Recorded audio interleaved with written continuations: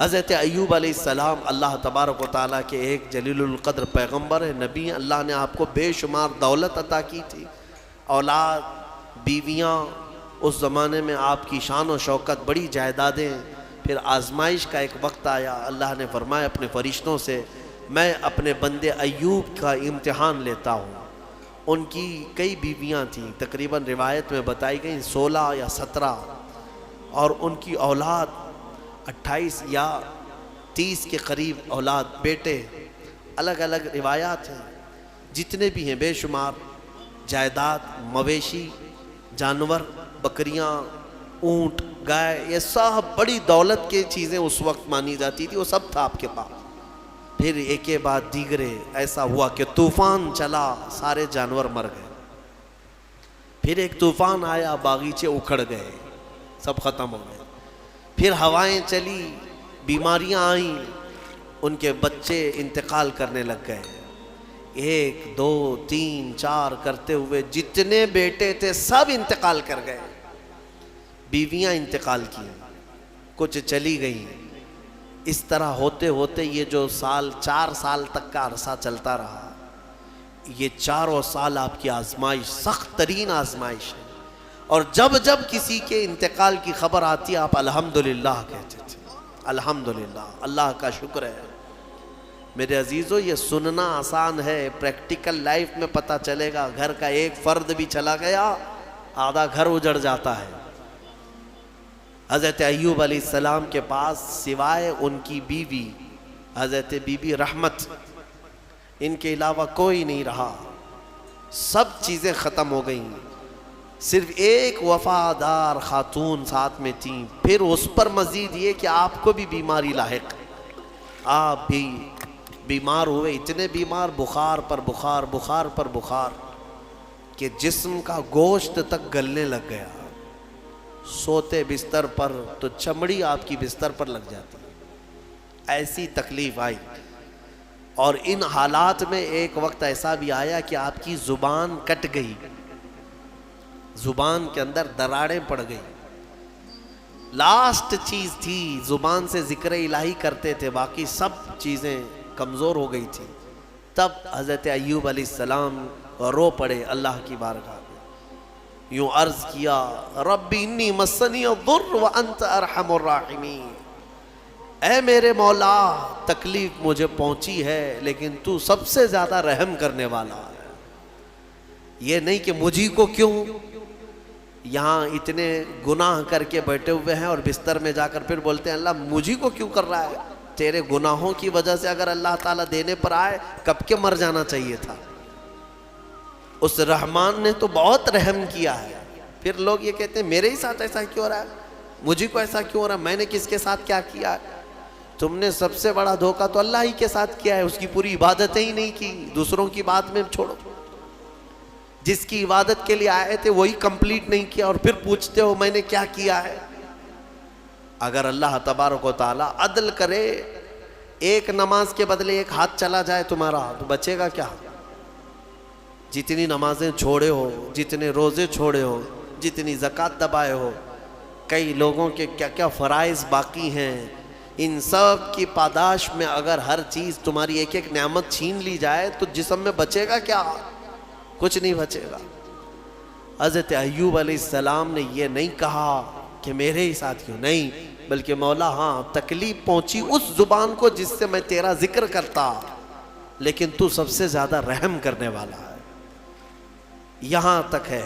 اب مسئلہ یہ ہے کہ حضرت بی بی رحمت جو ہے یہ ایک دن بازار گئی، وہاں شیطان جو ہے ایک حکیم کی شکل میں، ایک ڈاکٹر کی شکل میں دوائیاں بیچ رہا تھا اور بلا رہا تھا کہ میرے پاس ہر مرض کا علاج ہے۔ خاتون تھی، دوڑی دوڑی چلی گئی اور اپنے شوہر کی بیماری بتائی کہ میرے شوہر ایسے ایسے بیمار ہیں، کیا علاج ہوگا؟ ابلیس تھا، شیطان تھا، وہ داؤ عورتوں پر جلدی چلاتا ہے اور عورتیں جلدی ہی شیطان کے چکر میں پھنستی بھی ہیں۔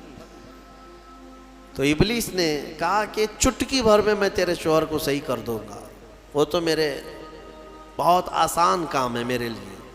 کہا کہ اجرت کیا لوگے؟ اس نے کہا کہ کچھ نہیں، تیرے شوہر سے کہہ دینا صحیح ہونے کے بعد صرف میرے بارے میں اتنا کہہ دیں کہ شفا دینے والا تو ہی ہے، یا میرے لیے ایک سجدہ کر لے، بس اتنا ہی ہے، میں اور اجرت نہیں چاہتا۔ وہ خوشی خوشی دوڑی دوڑی آئی، کیونکہ شوہر سے بڑی محبت رکھتی تھی۔ اس وقت اگر کوئی عورت قائم رہی ہے اپنے شوہر کے ساتھ تو کمال کی بات ہے، یہ دنیاوی محبت نہیں کہ ذرا برابر عیب لگا تو چھوڑ کر کے بھاگ گئے، شوہر ادھر بھاگ گیا، عورت ادھر بھاگ گئی۔ وہ وفا شعار خاتون تھی جن کی روحوں کی محبت تھی، وہ جمی رہیں، آئیں اپنے شوہر ایوب علیہ السلام سے کہا آج تمہارے علاج کا ٹھکانہ مل گیا، ایک حکیم ملا ہے مفت میں علاج کرے گا۔ کہا ایسے کیسے؟ کہا بس آپ صحیح ہونے کے بعد اس کو شافی کہہ دیں یا سجدہ کر دیں۔ ایوب علیہ السلام جلال میں آ گئے، کہا تو ابلیس کے پاس گئی تھی، وہ شیطان مردود لعین ہے، اگر اللہ نے مجھے صحت دے دی تو میں صحیح ہونے کے بعد 100 کوڑے تجھے ماروں گا، تو گئی کیسے وہاں پر؟ یہ نبیوں کے ایمان کی بات ہے، استقامت کی۔ کمزوری میں آدمی یہ سوچتا ہے بھائی ایک ہی تو میرے ساتھ رہ رہا ہے، تھوڑا بہت اس کی رعایت کر دی جائے، اس پہ غصہ نہ کرو، اس پہ غصہ کریں گے یہ بھی بھاگ جائے گا، کون دیکھے گا؟ نہیں، وہ نبیوں کا ایمان ہے، استقامت ہے۔ اس بیماری کے عالم میں بھی قسم کھا لیا ایوب علیہ السلام نے، اللہ کی قسم اگر میں صحیح ہو گیا تو 100 کوڑے تجھے ماروں گا۔ ان کی بیوی رونے لگ گئی، کہا مجھ سے غلطی ہو گئی، خطا ہو گئی، معاف کریں۔ یہی وہ آخری وقت ہے جب ان کی زبان پر یہ جملہ آیا، اے اللہ تو ارحم الراحمین ہے، تو ارحم الراحمین ہے۔ اللہ تعالیٰ فرماتا ہے فاستجبنا لہ، اسی وقت ہم نے ان کی زبان کو قبول کر لیا، اور پھر اللہ تعالیٰ نے وحی بھیجے، کیا کہہ کر کے؟ اللہ تعالیٰ نے فرمایا ارکض برجلک ھذا مغتسل بارد وشراب، ایوب اپنا پیر زمین پہ مارو۔ انہوں نے پیر زمین پر مارا تو ایک نہر جاری ہو گئی، پانی کا ایک کنواں نکل پڑا، چشمہ نکل پڑا۔ تو اللہ تعالیٰ نے فرمایا کہ اب اس میں تم نہاؤ۔ ایک پیر آپ نے زمین پر مارا، کنواں جاری ہوا، پانی کا چشمہ جاری ہوا۔ اللہ تعالیٰ نے فرمایا اس پانی سے نہاؤ۔ نہائے، نہا کر کے جیسے ہی نکلے پورا جسم صحیح سلامت، کوئی بیماری نہیں، ساری بیماری۔ وہ شافی مطلق ہے، بیماریاں جب دیتا ہے تو شفا بھی اسی کے دست قدرت میں ہے۔ بڑی بڑی بیماریاں کافور ہو جائیں گی، صحیح ہو گئے۔ اب پھر اللہ تعالیٰ نے فرمایا دوسرا پیر زمین پہ مارو۔ انہوں نے دوسرا پیر زمین پر مارا۔ اللہ فرماتا ہے وَوَهَبْنَا لَهُ أَهْلَهُ وَمِثْلَهُ مَعَهُمْ رَحْمَةً مِنَّا، ان کو ہم نے ان کی ساری اولاد، ان کا سارا مال جو کچھ تھا ڈبل کر کے پھر عطا کر دیا، یعنی اس سے زیادہ کر کے۔ ان کے بیٹے بھی زندہ کر دیے گئے، ان کے اہل و عیال، ان کے باغیچے، ان کے مویشی جانور جتنے تھے اس کا دگنا کر کے اللہ ان کو عطا کر دیا۔ یہ امتحان کی گھڑی تھی، اس سے نکل گئے۔ ایوب علیہ السلام یہ سب آنے کے بعد پھر کہتے ہیں الحمدللہ، تمام تعریفیں اس اللہ کے لیے ہیں۔ پھر اللہ تعالیٰ نے رحم فرمایا اس بی بی رحمت پر، وہ بھی آیت قرآن میں آئی ہے وَخُذْ بِيَدِكَ ضِغْثًا فَاضْرِبْ بِهِ وَلَا تَحْنَثْ، کیونکہ نبی نے قسم کھائی ہے۔ ہاں، قسم جو ہے معمولی چیز نہیں ہے، تم صبح سے شام تک 100 قسمیں کھاتے رہتے ہو، ماں کی قسم، باپ کی قسم، ہاں خدا کی قسم، قرآن کی قسم، گلہ پکڑ پکڑ کر کے قسم۔ یہ کیا قسم ہے؟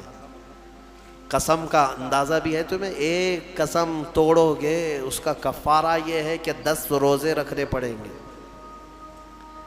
فَكَفَّارَةُ إِطْعَامُ 10 مسکین، 10 مسکینوں کو کھانا کھلانا پڑے گا، یا پھر 3 روزے رکھنے پڑیں گے۔ ذَلِكَ كَفَّارَةُ أَيْمَانِكُمْ، تمہاری قسموں کا ایک کفارہ ہے۔